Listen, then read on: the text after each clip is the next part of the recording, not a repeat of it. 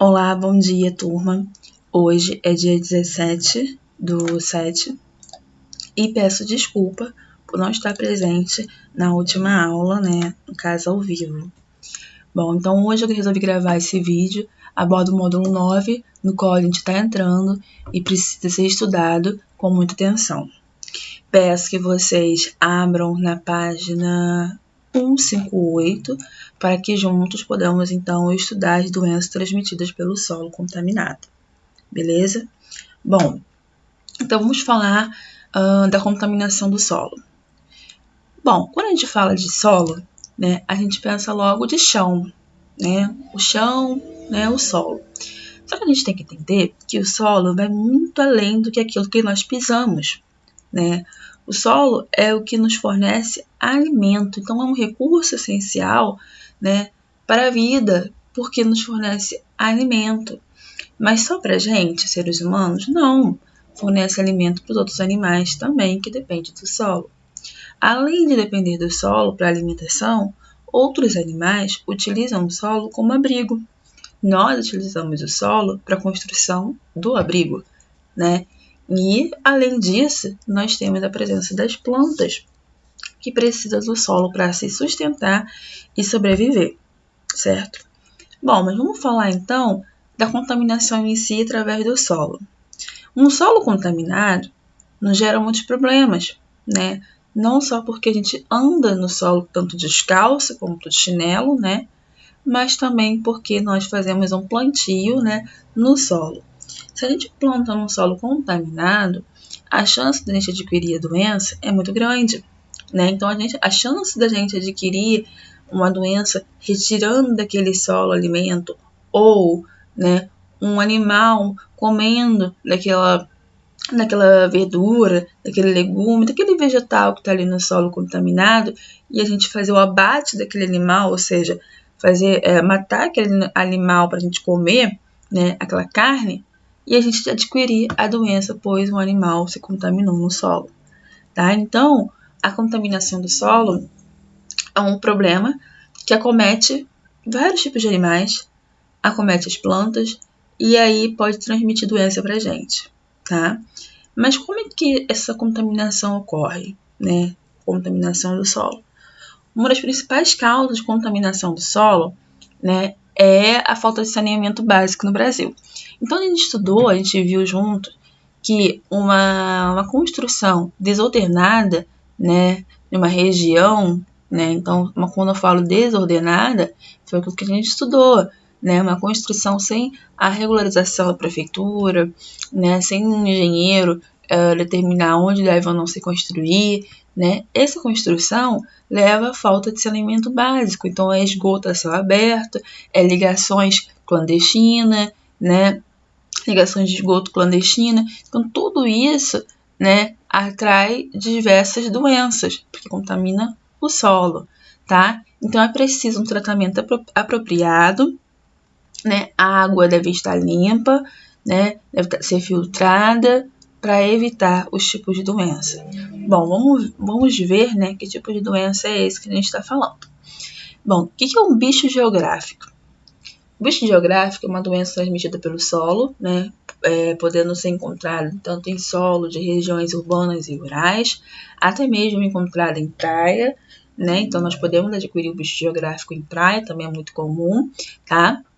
E a gente pega nessa doença através do solo contaminado de fezes de animais domésticos.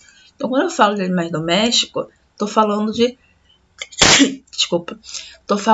de gato e cachorro, que são os mais comuns. Então, quando esse gato ou cachorro ele está contaminado com um bicho geográfico e ele vem a fazer as fezes dele numa determinada região, e eu passe descalço, nessa região, ou tenha um ferimento já na minha perna, e eu passe naquela região, o animal ele vai se aproveitar do ferimento, ele vai entrar no meu corpo, ou pelo aquele ferimento que já existia e eu passei por cima, Passei por cima daquela região, ou ele vai criar uma perfuração na minha pele, entrar na minha pele e atingir o meu intestino, tá? Então, Por esse verme andar de um lado para o outro no corpo, né, e ele ser um pouquinho grossinho, né, ele deixa rastro esse que eu olho assim, ó, e consigo observar, tanto no braço quanto na perna. Claro, é mais comum nas pernas, porque a gente anda com as pernas, né? Então é mais comum ver o bicho geográfico, o desenho do bicho geográfico no pé, tá? Então ele vai direto para o meu intestino, ele entra pelo pé, vai para o intestino. Mas posso encontrar também em outras regiões no corpo, né? Tudo vai depender como que eu, né, estive naquele local contaminado. Então, um exemplo, né, o que eu falei, em região de praia é muito comum adquirir bicho geográfico, porque tem pessoas que têm animais domésticos, né, como gato, cachorro, passeia naquela região, um animal faz suas fezes, muitas das vezes a pessoa não recolhe, né, e aquela fezes está contaminada, né, depois com o tempo ela pode vir a secar, sumir, enfim, mas o bicho geográfico continua ali, né, aquele solo contaminado. Uma pessoa senta naquela região sem uma canga, sem uma toalha, e aquele bicho geográfico perfura, por exemplo, o bumbum da pessoa. Ou a pessoa deita, né, naquela região, estende o braço, e aí justamente o braço que ela estende vai parar aonde tinha, né, onde tem o bicho geográfico que pode perfurar a pele ou se aproveitar de uma ferida, tá? E deixar, né, esse rastro aqui, como nós estamos vendo, tá? Esse rastro aqui, né, é chamado bicho geográfico porque lembra um mapa, né? Um mapa, né, que ele desenha no corpo. Por isso que o geográfico, né, geografia lembra mapa, tá? E aqui a gente tem a forma do bicho geográfico, ó, tá? Ele tem esse rosto assim, né? Esse corpo bem achatadinho, até porque ele precisa se locomover no corpo da pessoa. Essa região aqui da frente, então, é a boca, tá? Onde o bicho geográfico se alimenta, inclusive ele se alimenta, né, do nosso corpo, né? Não dos nossos tecidos, mas daquilo que é nosso sangue e daquilo que nós nos alimentamos quando fala-se de nutrientes, tá? Além disso, né, é bom, né, saber que as crianças geralmente são as maiores, posso dizer, as maiores pessoas que adquirem doenças somente por andar descalço em campo de futebol, quintais de terra, tá? Locais onde gato e cachorro passam com facilidade. Então, justamente por isso que as crianças são os maiores transmissores, né, da doença, tá? E aqui a gente tem, então, nome popular, bicho geográfico, o nome científico, ou seja, o agente transmissor correto é o Ancylostoma canho, ou, né, podemos dizer Ancylostoma brasiliense. Isso significa que é uma espécie do Brasil, então se eu for para outra região, provavelmente eu não vou encontrar ele, tá? Porque aqui no Brasil nós temos foi o que eu falei, nós temos um pouco saneamento básico, por isso que nós encontramos aqui. Então, provavelmente, se eu for aos Estados Unidos, Canadá, países desenvolvidos, eu não vou ter contato com o bicho geográfico se eu andar descalço. Posso ter contato com outras doenças? Posso. Mas, especificadamente, bicho geográfico, não. Transmissor, solo contaminado por fezes de cães e gatos, que acabamos de falar, e os sintomas, então uma coceira intensa naquela região onde o bicho, né, perfurou, claro, teve uma irritação na pele, então é uma coceira intensa, marcas avermelhadas como essa, tá? Formas de linhas irregulares, né, semelhantes à varizes, isso aqui é uma desordem, né, a varize ela já é mais organizada, tá?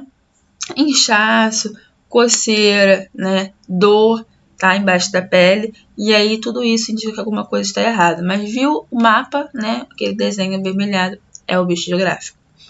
Prevenção, evitar contato desprotegido com terra e areia, como andar descalço, sentar na areia sem toalha ou cano, acabei de falar, e manusear terra sem luvas, né, terra de jardim, né, sem luvas, tá, foi o que eu falei, ele pode entrar também pela mão, pela unha, tá, aqui por baixo da unha. E aí, esse é o bicho geográfico. Vamos falar agora da ancilostomíase. O que é uma ancilostomíase? É conhecida popularmente como amarelão. Então, a gente, quando fala de ancilostomíase, a gente lembra logo de amarelão, porque é mais fácil associar o nome, tá? também pode ser chamada doença do Jaca-Tatu, enfim, né? É uma doença causada por um parasita chamado nemateuminto, que é um nemateuminto, ó, revisando, é um parasita com o corpo achatadinho, então ele é bem achatado, tá? Por isso que lembra não, é esse nome nemateuminto, tá? Vamos lá, vamos entender quem é o amarelão. Primeira coisa, quem tem essa doença, né? Quem tem uma celostomíase, né? Ela fica com a aparência pálida, né? A pessoa fica amarela, ela perde a coloração do corpo, né? É como se o sangue parasse de circular.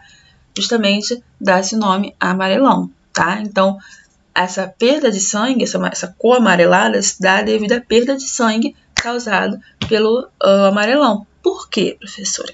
Porque o amarelão, ele suga o seu sangue, tá? Então, você começa a perder o sangue do corpo, tá? Porque ele fica sugando o sangue lá no seu intestino, tá? E aí você acaba perdendo o sangue porque ele suga e porque você acaba também tendo hemorragia. O que é hemorragia? Liberação de sangue. E aí, né, você fica com aquela aparência amarela, tá? Bom, como é que eu posso adquirir, então, o amarelão? O que eu faço para evitar o amarelão? A pessoa adquire, né, o amarelão, ou seja, a verminose, né, porque lembrando que é um verme, né, quando mantém contato com o solo contaminado com as fezes do ser humano que também estava contaminado. Então, imagine que uma pessoa, né, uma pessoa X, que está contaminada, né, ela vai naquela região, naquele solo, faz suas fezes, né, e aí vai embora, né. Quando ela fez aquelas fezes, junto com as fezes, saiu os ovinhos, né, os ovinhos do ancilostomíase, né, do amarelão. E aqueles ovinhos ficam ali. Aí aqueles ovinhos vão eclodir, depois de um tempo eles vão eclodir, ou seja, vão ser liberados e vão virar uma larva. Essa larva vai crescer ali dentro. Quando eu falo crescer, não é crescer grandona, ela cresce bem pequenininha, a gente não vê. E ela cresce ali dentro da terra que é úmida, né, e quentinha. E ela fica lá dentro, naquela terra úmida e quentinha. Quando um indivíduo passa, mesma história, parece o que a gente acabou de ver. Quando um indivíduo passa, né, descalço, né, ou mantém contato, né, com a pele diretamente no solo, como revirar o chão, né, as plantações, sem uma luva, né, andar descalço, correr por ali, enfim. Quando tem contato pele com aquele solo contaminado, o ancilostomíase, né, o amarelão, ele penetra, de novo, ó, a mesma coisa, parece a mesma coisa. Ele penetra a pele do hospedeiro, ou seja, da pessoa, e aí aquele parasita começa a circular na sua corrente sanguínea, né, e aí ele pode vir a chegar, né, até os pulmões, tá, e depois dos pulmões ele pode vir a percorrer e ir para a região da boca, foi o que eu falei na última aula, não sei se vocês lembram. Na região da boca, ele pode sair pela boca, tá? Então, a gente vê aqui, olha, ele tem esse formato aqui, lembra? O macarrão, ele é bem grandinho, né? Amarelado, sempre muito agitado, tá? Então, ele pode sair tanto pela boca ou, né, você sentindo alguma coisa saindo, acabar engolindo e botando, então, de novo para o seu intestino, tá? E aí ele cresce dentro de você, né? Então, quando você pisou, você pegou somente uma larvinha, né? E aí ele vai crescer dentro de você, tá? Pode vir a sair nas suas fezes, tá? E toda vez que você for ao banheiro, né, ele vai se reproduzir lá dentro, porque ele não precisa de um parceiro para se reproduzir, a gente chama de hermafrodita, tá? Então ele não precisa de um parceiro, ele se reproduz sozinho. Ele vai se reproduzir lá dentro, vai gerar outros amarelões, né? Ou aqueles ovos vão acabar saindo nas fezes ou não, tá? Ou ele próprio também vai sair das fezes, vai depender muito de onde ele estiver, em qual região ele estiver no seu corpo, né? E aí vai ser liberado. Lembrando que ele pode sim sair pela boca, pelo ouvido, até pelos olhos, né? Aonde ele vê caminho, ele tá andando, né? Pelo nariz, e aí ele pode sair por qualquer região, tá? Bom, vamos lá então, nome popular, amarelão, tá? Ele tem esse formatinho aqui. Agente transmissor é o ancilostomo ou ancilostoma duodenale, né? Esse é o nome científico, né? E também podemos chamar de Necator americanos. Por quê? Porque veio dos Estados Unidos. Então, é uma doença comum lá nos Estados Unidos, ou foi descoberta lá nos Estados Unidos, e aí a gente chama de Necator americanos, tá? A gente viu que quando é brasiliense, é do Brasil. Transmissão: solo contaminado por fezes humanas infectadas. Sintomas surgem, então os sintomas surgem, né, após os vermes ser alojados no seu intestino.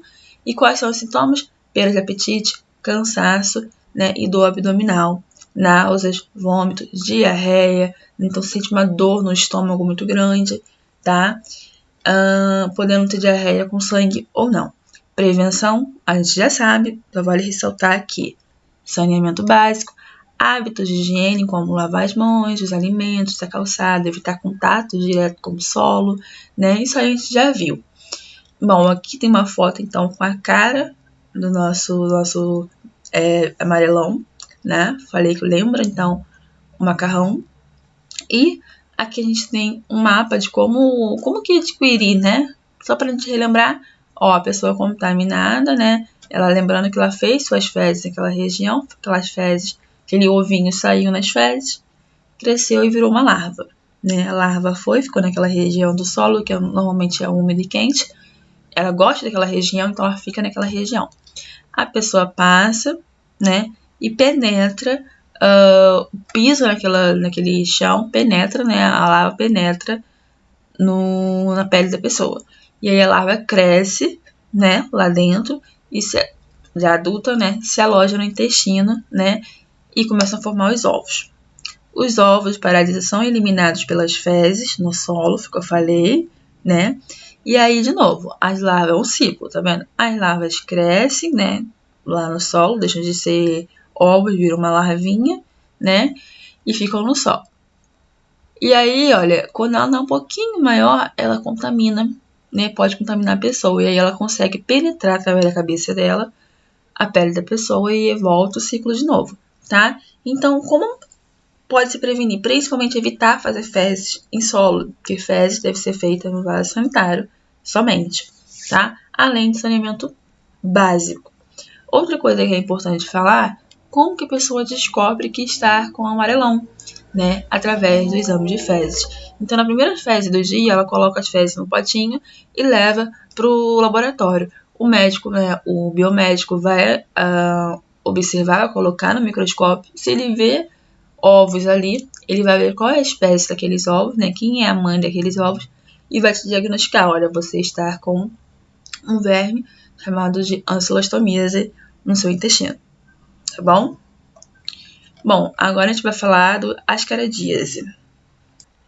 Bom, agora a gente vai falar da ascaridíase, que é a famosa lombriga, tá? Então, quando a gente fala de lombriga, a gente acha que tudo que a gente viu lá é lombriga. Não, essa aqui é a lombriga mesmo, que é a mais conhecida e é a mais comum no Brasil todo. Então, no Brasil todo eu vejo essa espécie, tá?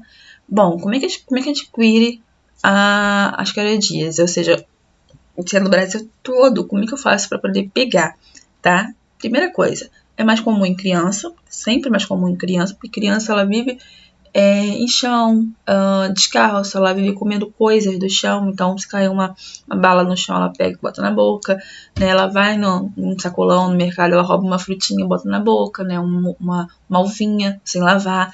Então, é mais comum em crianças justamente pela falta de manuseio, não saber manusear os alimentos, tá? E ela vive em regiões com baixo saneamento básico. Então, se ela é comum no mundo inteiro, é mais comum ainda encontrar ela no Brasil, na África, né, na Índia, ou seja, em locais que tenha baixo saneamento básico, né, esgoto a céu aberto, né, rua com lixo. Então, é aí que a gente encontra a lombriga, tá? Bom, vamos entender então como é que a pessoa fica. A criança que está contaminada em grande quantidade, pequena quantidade, né? Ou seja, um verme só não vai te fazer tão mal quanto uns 10, né? Então, a criança com vários vermes dentro do corpo apresenta, então, um quadro de desnutrição, e, além disso, ela não cresce como deveria, então ela para em um certo tamanho, né? E ela também não consegue ganhar peso, porque ela consegue desenvolver, né? se desenvolver com peso e com tamanho, porque é como se ela estivesse se alimentando por vários, né? Então o nutriente que deveria alimentar o corpo dela está sendo alimentado, né? Servindo para alimento dos vermes, tá? Então ela não consegue se desenvolver porque ela não está recebendo energia suficiente. Bom, aí eu falei para vocês que um número baixo de verme no intestino não causa problema, o problema está, né, quando o número aumenta, e aí com uma grande quantidade desse verme no intestino causa cólicas abdominais, né, porque eles se mexem muito, imagina uns 10 vermes se mexendo no seu intestino, tá? Além de obstruir o intestino, então você não consegue fazer fezes, porque o resto de alimento que você come não está conseguindo passar pelo intestino, porque tem uma barreira ali, que são os vermes, né? Então causa enjoo, vômito, inchaço abdominal, né? E dor abdominal.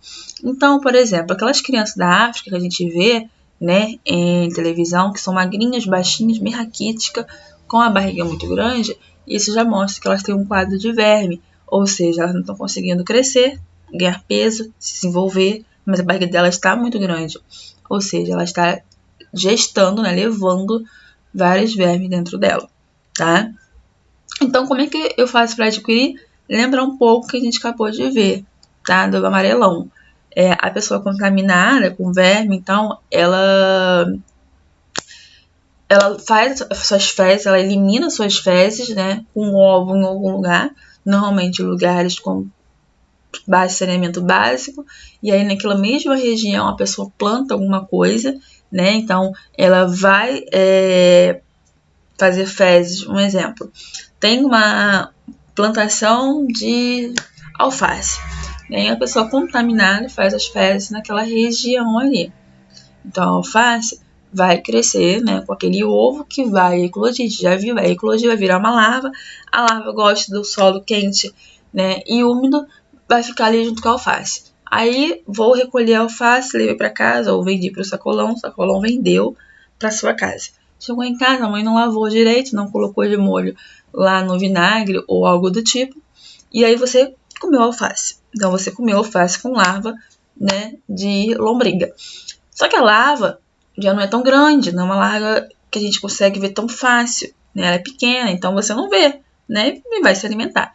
Provavelmente você vai adquirir a lombriga, porque a larva vai crescer dentro de você e vai virar um verme adulto.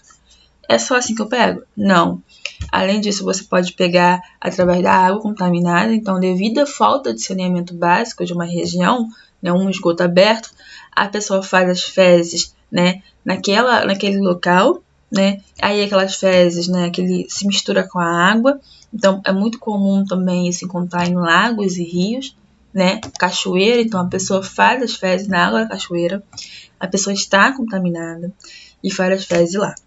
Então ela elimina os ovos, né? Aquele ovo vai crescer naquela água ali, né?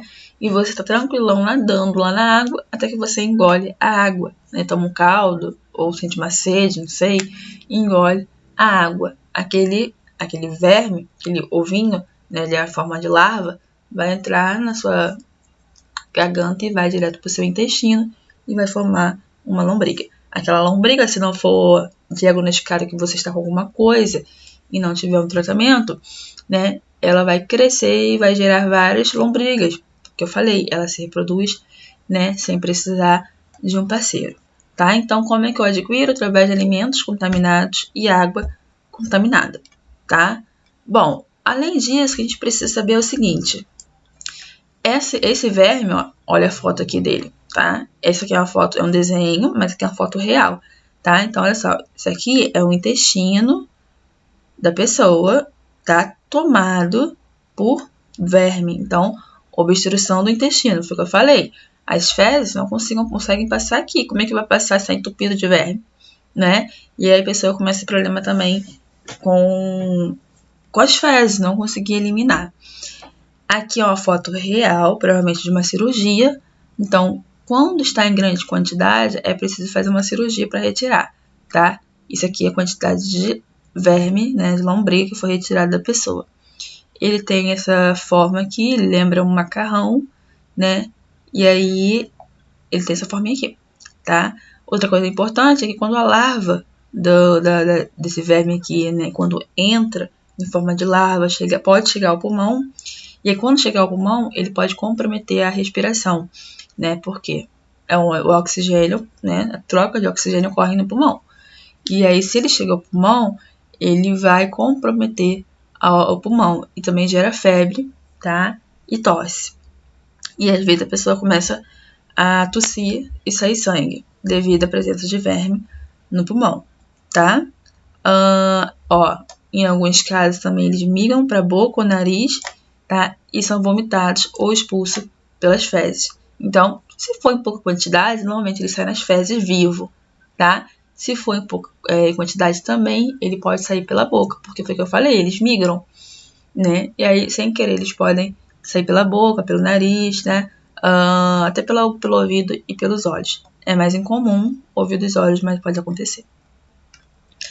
Só para ressaltar, nome popular lombriga, Ascaris lumbricoides, transmissão e gestão de ovos, né? Do solo contaminado, alimentos contaminados, mão contaminada, sintoma do abdominal, irritabilidade, diarreia, prevenção, né? Educação sanitária, saneamento básico, com ênfase para o intestino adequado nas fezes humanas, cuidados higiênicos, cuidado no preparo do alimento, tratamento, né, para evitar, né, nas pessoas que estão com parasitas, evitar que isso se espalhe, tá?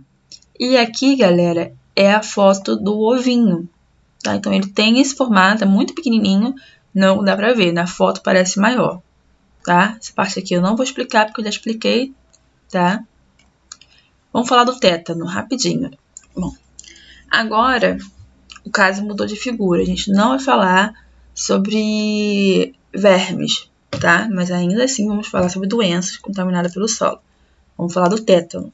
O tétano é uma infecção, então, causada por bactérias, diferente do que a gente acabou de ver, que era causado por verme.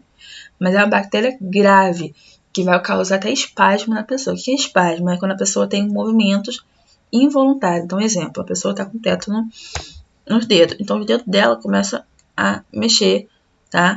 Em contrações e movimentos involuntários causados, então, pelos espasmos, tá? Devido à bactéria. Bom, além disso, a contração muscular pode ocorrer contrações musculares em outras partes do corpo, como pescoço, mandíbula, enfim, né? Então, esses espasmos acontecem em todas as partes do corpo, tá? Pode, então, interferir a capacidade de respirar, né? E também levar à morte. Então, a pessoa tem dificuldade de respirar, se tem dificuldade de ter troca gasosa, ela acaba levando à morte. Também a bactéria pode andar pelo nosso corpo e chegar no sistema nervoso central, ou seja, no cérebro. E aí levar também à morte, porque compromete várias partes do corpo, vários movimentos do corpo. Se chegar ao cérebro, né, a gente, dependendo da região onde no cérebro que é responsável, pode acontecer várias coisas. Se chegar na parte que é responsável pelo movimento dos braços, perna, né, enfim, ela vai travar e aí a gente não vai ter esse movimento muscular, tá? Bom, o nome da bactéria, então, é importante a gente saber. O nome científico é Clostridium tetani, por isso que é chamado de tétano, tá? É muito fácil encontrar, né, no solo que tem tratamento com adubo animal. Então, que adubo é esse? Para o animal crescer e ficar forte. Então, a bactéria gosta do adubo, tá? E aí cresce juntamente com os animais. Ocorre, então, pela entrada da bactéria em feridas abertas na pele. Então, a pessoa que está com uma feridinha no pé, sabe? Tirou a cutícula do pé e ficou aquela feridinha no pé, anda descalço. É por ali que ela vai entrar. É um exemplo, tá? Também pode entrar, né, em feridas abertas causadas por objetos metálicos, né, enferrujados, como prego, arame farpado, latas, entre outros. Então, a pessoa que está, por exemplo, andando na rua e aí pisa descalço ou até com chinelo, pisa num prego enferrujado ali, né? Aquele prego atravessa, né? Entra na pele dela, atravessa o pé dela. Provavelmente ela vai pegar tétano, né? Porque essa bactéria gosta de ficar em regiões, posso dizer, ela fica em várias regiões. E aí, um local que tem algo enferrujado, ela se encontra ali, ela fica ali. E aí, quando você tem contato com aquela região infectada, você atravessa seu corpo, chega na corrente sanguínea, ela passa para a corrente sanguínea, tá? Então, existe uma vacina, né, que a gente fala que dura 10 anos, né? E aí você tem que renovar a vacina do tétano a cada 10 anos, tá? Que aí evita que você tenha contato com o tétano, porque a gente não vê. Nome popular, tétano acidental, justamente por ser um acidente, né? Agente transmissor é a bactéria bacilo, chamada, a gente já viu, Clostridium tetani. Transmissão não é uma doença transmitida de pessoa para pessoa, ocorre geralmente pela contaminação de ferimento na pele ou mucosa, a gente já viu, então é uma coisa acidental, por isso tem tétano acidental. Sintomas, contrações musculares, a gente já viu, rigidez de membros naquela região que foi contaminada, rigidez abdominal, dificuldade de abrir a boca, dores nas costas e no membro. Prevenção, principal forma de prevenção é a vacinação popular desde a infância com a vacina antitetânica. Essa vacina antitetânica, ela foi desenvolvida porque houve uma época no Brasil que teve muita gente com tétano, né? Tipo coronavírus, teve uma grande quantidade, não foi uma pandemia, mas teve uma grande quantidade de pessoas com o mesmo sintoma.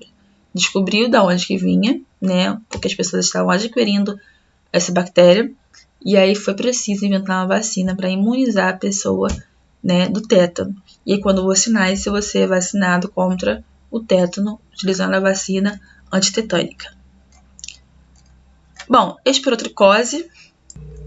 Bom, é o último que o livro aborda. O que é isso? A espirotricose é causada por um fungo chamado Spirotrix, né? Esse SPP é espécie, tá? Que habita em vários lugares, solo, palha, vegetação, espinho, madeira. Teve uma época que foi chamada de doença do jardineiro, porque acometia muito jardineiro, já que ela fica em vegetação nos espinhos, né? Mas ela é passada através de contato com animais domésticos, tá? Principalmente o gato. Não se sabe ao certo, né? Mas o gato tem essa doença de uma forma mais agressiva do que outras espécies. Então, entre cachorro e gato, quem vai apresentar uma doença, a parte mais agressiva, é o gato. Então, aqui, ó, na nossa foto, o focinho do gato tá toda comida devido ao fungo, tá? O cachorro tem, mas não é tão agressivo no cachorro e no ser humano como é no gato.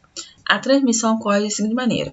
É quando o gato, né, por ele ter a forma mais agressiva, ele te arranha, né, ou pelo trato respiratório, então quando ele está perto de você e ele respira. Quando ele respira, ele libera o fungo, tá? E aí o fungo fica no ambiente e você acaba adquirindo. E também quando ele te arranha, porque o corpo dele é tomado de fungo. Quando ele te arranha, né, abre uma ferida e naquela ferida que o fungo acaba entrando, tá? É interessante dizer que não há relato de transmissão de homem para homem, nem cachorro para cachorro e nem homem para cachorro, tá? O cachorro para homem.